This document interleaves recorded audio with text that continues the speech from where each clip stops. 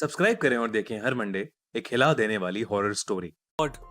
Ends here, यानी भगवान यहां खत्म होता है।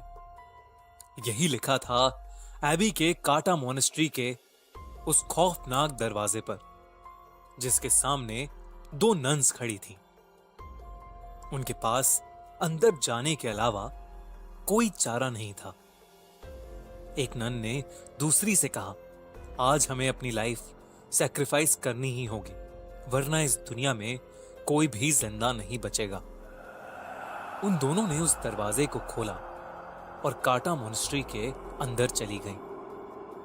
वहां उनका इंतजार एक भयानक दिखने वाली नन कर रही थी, जिसका नाम वैलिक था।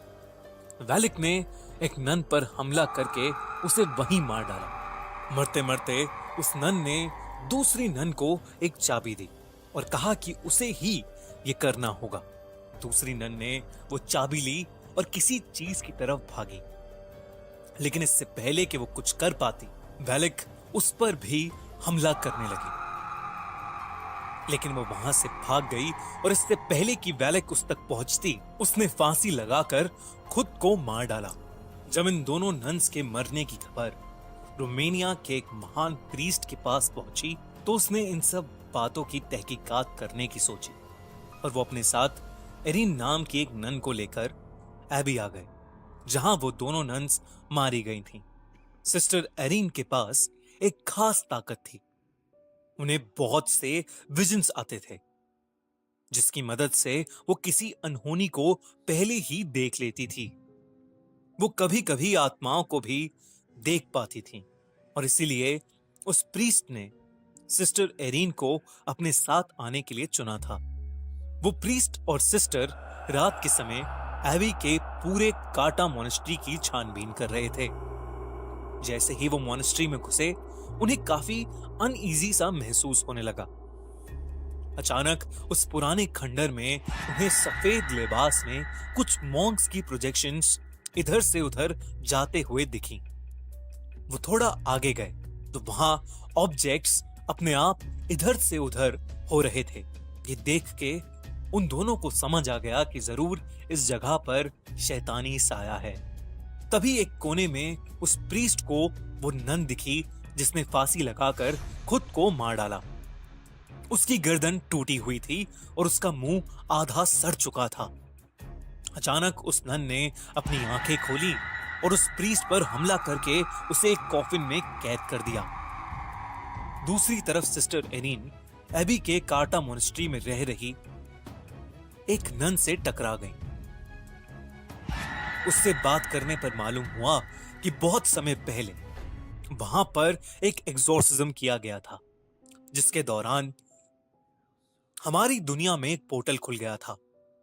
उसी पोर्टल की मदद से कुछ शैतानी आत्माएं हमारी दुनिया में आने लगी थीं। वैलिक नाम की एक शैतानी आत्मा भी उसी पोर्टल के जरिए इस दुनिया में आई थी। कहते हैं कि वैलिक बहुत ज्यादा खतरनाक है और जो कोई भी भगवान की पूजा करता है, वो उस इंसान को जिंदा नहीं छोड़ेगी। सिस्टर एरिन ने उस नन से पूछा कि वो किस तरह वैलिक को हरा सकते हैं। ऐसे में उस दूसरी नन ने कहा कि उसे सिर्फ जीसस क्राइस्ट के खून से मारा जा सकता है। उनका खून एक एंटीक रेलिक में बंद है और उस रेलिक को सिर्फ एक चाबी से खोला जा सकता है। उस नन ने बहुत डरते हुए सिस्टर एरिन को वो चाबी दे दी। सिस्टर एरिन ने जैसे ही वो चाबी अपने हाथ में ली, तभी उन्होंने कुछ नेगेटिव एनर्जी महसूस की।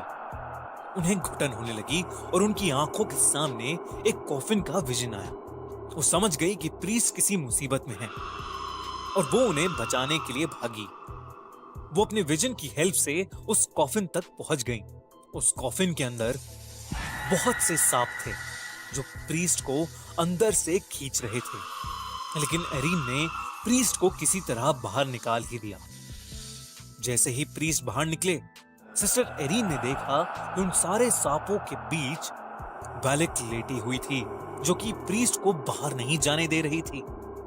इससे पहले कि वो कुछ समझ पाते, वेलिक अचानक से गायब हो गई। सिस्टर एरीन ने प्रीस्ट को वो चाबी दी और उन्हें बताया कि वेलिक को कैसे खत्म किया जा सकता है। प्रीस्ट ने पूछा कि उसे ये सब कैसे पता लगा।